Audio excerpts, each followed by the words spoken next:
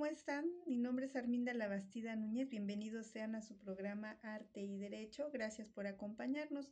Para quienes nos acompañan por primera vez, quiero comentarles que este es un espacio de análisis y de reflexión del derecho a través de manifestaciones artísticas y culturales.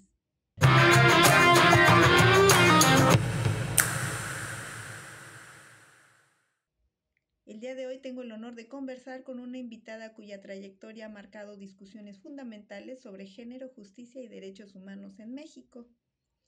Nos acompaña la doctora Rita Astrid Muciño Corro, quien es doctora en Derecho por el Instituto de Investigaciones Jurídicas de la UNAM, maestra en Derechos Humanos y Democracia por Flaxo, integrante de la Latin American Interdisciplinary Gender Network Yale, CIEG UNAM.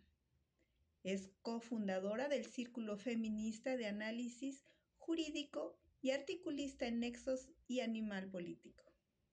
Es consultora para Flaxo ONU Mujeres, Spotlight, y autora del libro Perspectiva de Género en el Juicio Oral Penal, Aprendizajes desde los Centros de Justicia Penal Federal de la Ciudad de México. Bienvenida, doctora. Doctora Rita, bienvenida a Arte y Derecho. Es un honor tenerla con nosotros. Al contrario, Arminda, maestra Arminda, pues para mí es un gusto el haber recibido esta invitación y pues encantada de poder tener esta conversación. Doctora, ¿cómo surge la idea de estudiar la perspectiva de género específicamente dentro del juicio oral penal?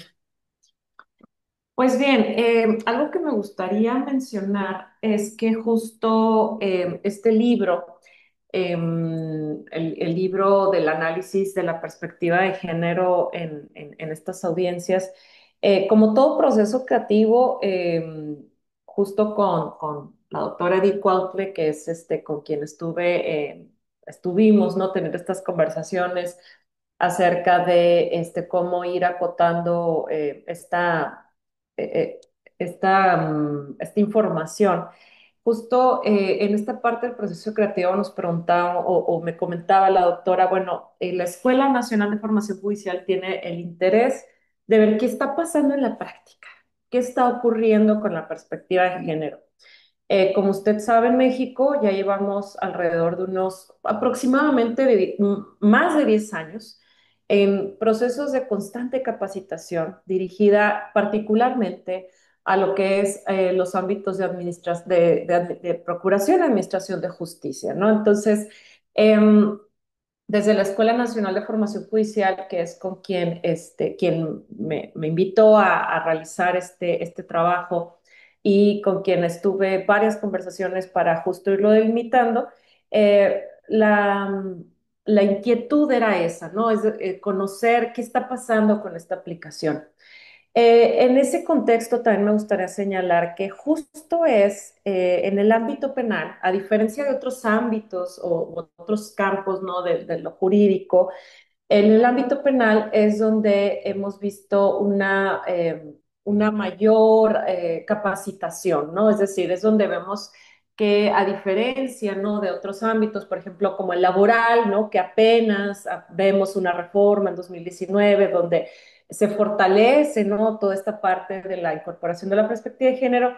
En el penal ya llevamos un rato, ¿no? Como con estos procesos de formación y es por eso que, regresando a esta idea inicial que les compartía, es por eso que en este momento de muchísima divergencia, ¿no? En donde estábamos como buscando digamos, como identificar, ¿no? De qué forma podemos transmitir un mensaje claro y puntual, ¿no? Sobre estas lecciones aprendidas. Es así que consideramos o se considera oportuno concentrarnos en la parte de lo penal, siendo deseable, ¿verdad? Que ejercicios de esta índole, pues las realicemos ahora sí que en diferentes ámbitos, ¿no? No solamente en lo penal, ¿no? Sino que más adelante, pues sería deseable que lo pudiéramos ver en lo laboral, ¿no? En la vía administrativa. Pero bueno, eso podría ser pues mi respuesta respecto de ese cuestionamiento. Para quienes nos ven, ¿podría explicarnos en qué consiste la metodología Forgesi y por qué es útil para analizar audiencias y sentencias? Así, claro que sí, Arminda. Pues bueno, parte de digamos, este libro al cual estamos haciendo alusión, em, se basa, su principal sustento teórico, conceptual, analítico, es la perspectiva de género en articulación con el enfoque de derechos y la interseccionalidad. Entonces, una metodología que sirve para justo hacer esta revisión puntual, esta observación de manera pues objetiva, ¿no? Y una metodología que ha ayudado como a trasladar todos estos elementos teóricos hacia, hacia, hacia, hacia formas objetivas de medición de la aplicación de la perspectiva de género, pues ha sido esta metodología Forgesi. Esta metodología Forgesi, les platico, surgió en el marco de un proyecto que era encabezado por Conjusticia y que fue desarrollada por el Instituto de Justicia Procesal Penal, esta organización de la sociedad civil que ya lleva más de una década trabajando con temas de derecho penal, de justicia para adolescentes. Entonces, en el marco de este proyecto, por aquello del 2022, 2023, 2024, estuvimos tanto desarrollando como llevando a la práctica esta metodología. Brevemente, ¿qué consiste? Esta metodología consiste en una serie de indicadores con diferentes escalas, algunos son de sí o no, otros son de responde el 1 al 5, pero también deja lugar a que puedas poner como tus observaciones, ¿no? Y estos indicadores lo que se aplican, obviamente la idea es que sean aplicados por personas que tengan conocimientos en materia de género, derechos humanos, ¿no? Se aplican durante la observación de audiencias. Entonces, tú estás mirando una audiencia, no necesariamente tiene que ser de juicio penal, perdón, de juicio oral en materia penal, puede ser en otra materia del derecho. Y y entonces lo que haces es mirar la audiencia, porque eso es algo como un elemento muy importante, ¿no? O sea, que tú puedas mirar la audiencia, puede ser una audiencia de control, puede ser obviamente de juicio oral, intermedia. Entonces, justo vas mirando, o sea, es de momento, detalle, detalle, punto por punto, cómo es que la persona juzgadora aplicó la perspectiva de género, ¿no? Que eso es otra parte que es importante mencionar, que esta metodología está concentrada en esa parte, ¿no? En ver qué pasa, sobre todo con las personas juzgadoras, ¿no? Claro, creo que sin duda podría, es maleable, o sea, es decir, podría moldearse para ver qué pasa con una fiscalía, qué pasa con una defensoría, pero bueno, en este caso, esta metodología se concentra en personas juzgadoras.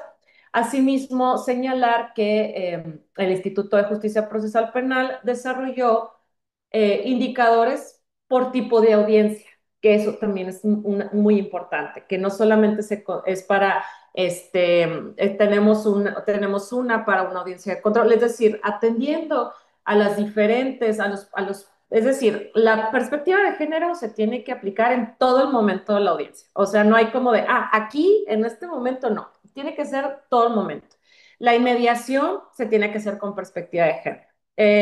En fin, ¿no? Muchas cosas que de pronto lo vemos en los protocolos, esto lo podemos ver como más, ahora sí que como más en la práctica, ¿no? Por eso es que se tienen que mirar las audiencias para aplicar esta, esta metodología por GESI. Y entonces, como les mencionaba, por ejemplo, cada una de las audiencias tiene momentos en donde es muy importante, ¿no? Insisto, la perspectiva de género es transversal, pero hay momentos en donde se acentúa esa necesidad. Entonces, el instituto lo que hizo fue justo mirar o hacer dotarle a estos indicadores de esa especificidad para justo registrar esos elementos. En este libro de perspectiva de género en el juicio oral penal, ¿cuáles fueron las buenas prácticas más relevantes que usted encontró y cuáles las principales resistencias o áreas de oportunidad? Bueno, en primero me gustaría resaltar que efectivamente algo que logramos identificar es que la perspectiva de género está presente. Es decir, sí, todos estos, porque claro, me gustaría mencionar, ¿no? Como para justo como encuadrar el libro, ¿no? Brevemente, se partió pues del hecho de que de todos estos esfuerzos que se habían estado dando en el Poder Judicial de la Federación para para incorporar y fortalecer, ¿no? La perspectiva de género como herramienta analítica. Entonces, es decir, no fue como que la perspectiva de género se pensó como un hecho dado en el Poder Judicial, sino que justo como toda investigación, ¿no? Se tiene que ir como situando, ¿no? Entonces, justo dijimos, bueno, partamos, ¿no? De estos esfuerzos que ha habido en el Poder Judicial, partamos de que 2013, 2015, 2020 hay un protocolo, partamos de estas estrategias de transversalización que habían estado impulsando desde 2019. Entonces, a partir de ahí dijimos, bueno, cómo todo esto se ve reflejado en la práctica. Entonces un hallazgo importante, pues es que la perspectiva de género está presente, ¿no? O sea, ya no, al menos de las audiencias que tuvimos oportunidad de revisar, estas audiencias que además, bueno, fueron del primer circuito, que también ahí en el libro se explica por qué, ¿no? O sea, es decir, en el libro buscamos en aras de esta replicabilidad, o sea, buscamos justo como no dejar como lugar como decir, bueno, si te interesa replicar esto, entender pues qué debes de mirar, cómo lo debes de mirar, en fin, ¿no? Entonces, ahí está presente la perspectiva de género. Eh, y de ahí se desprende como un abanico de situaciones, ¿no? Es decir, vemos personas juzgadoras que la perspectiva de género está presente literal desde que se sientan, ¿no? Desde que toman, desde que se sienta la persona juzgadora, desde cómo, antes que otra cuestión, ¿no? Cómo se cerciora a la persona juzgadora, sobre todo en asuntos que tienen que ver con violencias sexuales en contra de niños, niños y adolescentes, o violencias sexuales cometidas en contra de mujeres, ¿no? La persona juzgadora, antes de otra cuestión, de otra forma, lo que hace es cerciorarse de cómo está la persona sobreviviente de esa violencia, ¿no? El estado en el que se encuentra. Hay una persona especializada en psicología para poder para acompañarla. Se siente lista la persona para sobrellevar esa audiencia, porque esa es otra cuestión, ¿no? Es decir, en el entendido en el que la justicia tiene que ser pronta, expedita, pero ¿cómo tiene que ser pronta y expedita con perspectiva de género, ¿no? Es decir, sí, claro, es importante que la audiencia se desahogue lo más pronto posible, que no haya que se aplacen, ¿no? Pero sí pensar, ¿no? O sea, hay personas juzgadoras que justo era de, bueno, con independencia de eso, necesitamos que esta persona esté bien, ¿no? Y de ahí vienen otras cuestiones como momentos en los que era como momentos en los que se veía o se observaba como eso no era considerado, ¿no? Y eso se ve reflejado en audiencias en las que las personas, es decir, cuando no se cercioraba la persona juzgadora del estado emocional de la persona que iba a declarar, incluso no necesariamente las víctimas directas, ¿no? Incluso las propias personas que acuden a dar testimonio entraban en pánico, ¿no? Entonces ahí había que suspender las audiencias.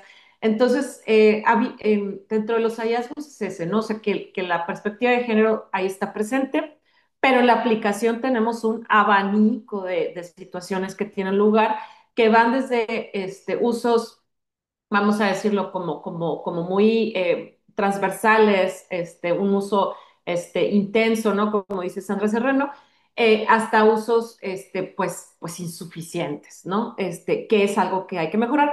Y con eso me voy rápidamente como áreas de mejora. Bueno, pues yo creo que una constante siempre lo va a ser el lenguaje. El lenguaje, la utilización, como nos dice la metodología para juzgar con perspectiva de género de la Suprema Corte, la utilización de un lenguaje incluyente, ciudadano, no sexista, en el entendido de que pensemos que quien está frente a nosotros, incluso nosotras siendo abogadas, ¿no? Cuando estás en un momento de tensión, de estrés, como lo puede hacer una audiencia, ¿de qué manera puedes, a través del lenguaje, reducir esas asimetrías, reducir esas tensiones que por sí ya trae, ¿no? La persona que va a declarar o que va a rendir su testimonio. Insisto, no necesariamente las víctimas directas. Muchas veces vemos a peritas, a peritos en medicina, en psicología, necesitando respiros, ¿no? Necesitando como 2 minutos, ¿no? Porque insisto, no somos robots, ¿no? O sea, es decir, estás rindiendo una declaración de algo que te dijo una persona y en tu carácter de profesionista, a veces traducir eso en palabras, traducir hechos que pueden llegar a ser muy abrumadores en palabras, eso a veces no es tan sencillo, ¿no? Y ya para como cerrar esta pregunta, me parece que una gran área de mejora es la parte de la interseccionalidad. Me parece que si bien hay una aplicación, sí, está presente también. No en todos los casos lo estuvo, pero sí hubo momentos en los que se hacían argumentos y todo bajo este enfoque. Su mención era como herramienta analítica, pues era como escasa, ¿no? Y con eso cierro esta pregunta. A veces el público en general tiene la idea de que la perspectiva de género es como un privilegio, no como una metodología, ¿no? Entonces, es importante es dar a conocerlo por medio de estos conversatorios y estas entrevistas, ya que toca usted el tema de la interseccionalidad. ¿Cómo se traduce en la práctica judicial incorporar la interseccionalidad y los derechos humanos en el estudio de los casos? Muchísimas gracias. Em, Bueno, primero me gustaría mencionar que algo que constantemente le comparto a quienes he tenido oportunidad de dar capacitación. em, de mi punto de vista, pues creo que la interseccionalidad es una herramienta analítica que va aparejada o que se aplica en articulación de la perspectiva de género y del enfoque de derechos humanos. Es decir, como lo comento siempre como una triada. Es decir, vemos bajo este lente de la perspectiva de género asimetrías de poder entre las partes involucradas en función del género y la interseccionalidad nos va diciendo cómo esas vulnerabilidades, ¿no? Produjeron o incrementaron, ¿no? El riesgo de verse afectada la persona por la discriminación y la violencia con motivo de otras condiciones, además del género. Es decir, la interseccionalidad nos permite observar cómo otras condiciones de identidad, además de la del género, pueden incrementar el riesgo de afectaciones para las personas, ¿no? Es decir, estamos, pensémoslo así, ¿no? Estamos frente a una violencia eh, sexual no cometida en contra de una mujer, pero ¿qué pasa si desde este lente interseccionalidad, o sea, pensamos o vemos, es una mujer indígena, ¿no? Y además es una mujer indígena que en el momento de los hechos era una infante. ¿No? Entonces, es y cuyos padres, papá, mamá o la mamá o quien ejercía la patria potestad, no era hablante del español, ¿no? Entonces, como que justo la interseccionalidad nos va dando como este abanico, ¿no? También, todos estos matices que sí o sí tienen que estar como presentes en nuestro análisis. Y el enfoque de derechos, pues, nos va diciendo cuáles son esos derechos que fueron afectados, ¿no? Como por estas situaciones, ¿no? Entonces estamos frente a un tema de, esta situación nos está trayendo una afectación al derecho de acceso a la justicia, pero incluso podríamos ver que, no sé, nos está trayendo una afectación al derecho a la integridad personal, porque esta niña, ¿no? Víctima de violencia sexual, bla, bla, bla, no recibió apoyo psicológico y además estamos viendo afectado su derecho a ser acompañada por una persona intérprete traductora, en fin, ¿no? Es decir, eh, si, digamos, la perspectiva de género y la interseccionalidad, el enfoque de derechos son herramientas que nos permiten asegurar el acceso a la justicia, pero partiendo de las necesidades y de las especificidades de las personas, ¿no? Esto que tanto afortunadamente cada vez lo escuchamos más, lo de la justicia centrada en las personas. La justicia centrada en las personas es justo reconocer que si bien todas las personas tenemos derecho a acceso a la justicia, para que eso sea una realidad, la ley tiene que mirar cuáles son esas necesidades y esas particularidades que yo tengo y cómo en un caso de violación a derechos humanos, cómo esas particularidades incrementaron mi riesgo de vulnerabilidad, y tienen que ser consideradas por la persona juzgadora, por la fiscalía, por la defensa, es decir, por las partes procesales, para pues la elaboración de la estrategia de defensa, para el análisis de los hechos, en fin, ¿no? Entonces, eso es un poco la idea. En arte y derecho siempre buscamos tender puentes entre la creación artística y el análisis jurídico. En este sentido, ¿hay alguna obra artística, literaria, cinematográfica o visual que para usted dialogue con los temas de su libro o que permita comprender mejor las desigualdades de género en la justicia penal?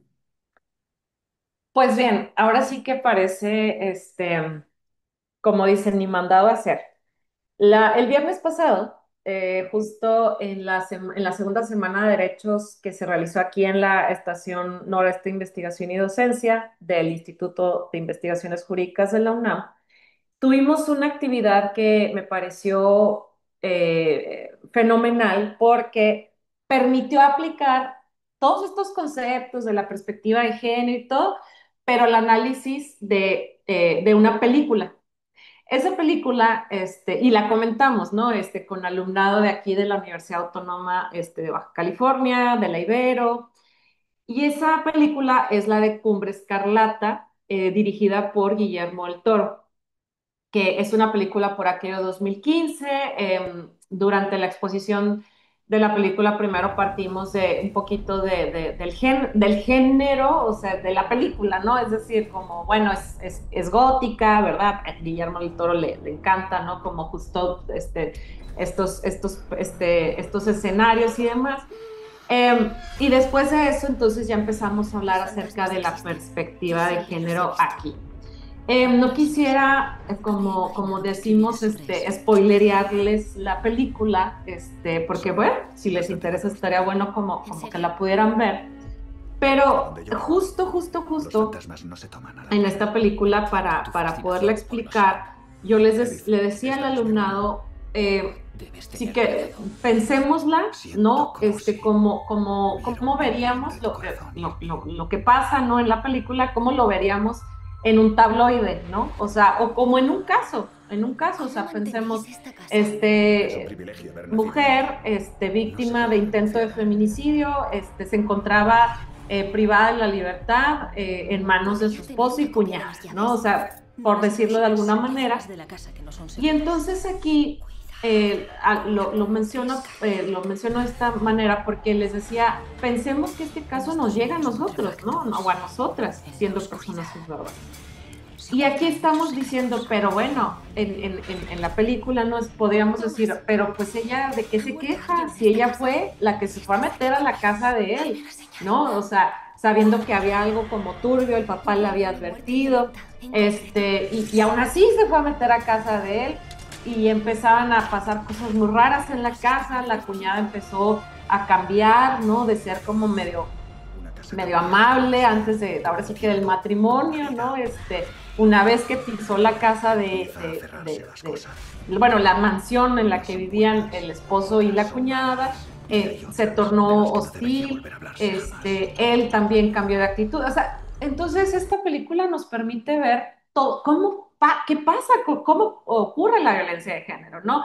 Cómo va desde cuestiones como muy, no, que no necesariamente tiene que ver con cuestiones físicas, o sea, de que, es que a la víctima le pasó todo esto físicamente, ¿no? O sea, es como mucho más profundo en el sentido de, o bueno, o no es que sea más profundo, más bien presenta que la violencia también puede ser psicológica, ¿no? Y lo que le pasaba a la víctima era, digo, ya después vinieron otras, como lo sabemos, ¿no? Cómo se va escalando la violencia, vinieron otras cuestiones, a casi un intento de feminicidio, pero como inicia como con esta cuestión como muy sutil de, por ejemplo, ella decía, oye, pues están pasando estas cosas en la casa, ¿no? Es decir, estoy viendo fantasmas, estoy viendo estas cosas, ¿no? Y entonces su esposo era como de, no pasa nada, así como estás mal, ¿no? Como ignorándola, como minimizándola,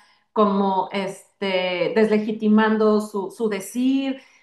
Entonces, lo que yo le decía al alumnado es, qué importante es analizar los casos de violencia de género con perspectiva de género, porque justo eso nos va a permitir entender el ciclo de la violencia, lo fuerte que es y lo complejo que es. Y entonces, justo quitarnos todos estos prejuicios y todos estos estereotipos que muchas veces tenemos de, ay, pues es que está ahí porque quiere, es que porque no salió, no se salió, y entender los procesos, ¿no? Los procesos propios, ¿no? De las víctimas, de las sobrevivientes. Y pues bueno, yo con eso, cerraría. Doctora Rita, ha sido un honor escucharla. Gracias por compartir su trabajo, su mirada crítica, su compromiso con una justicia más igualitaria.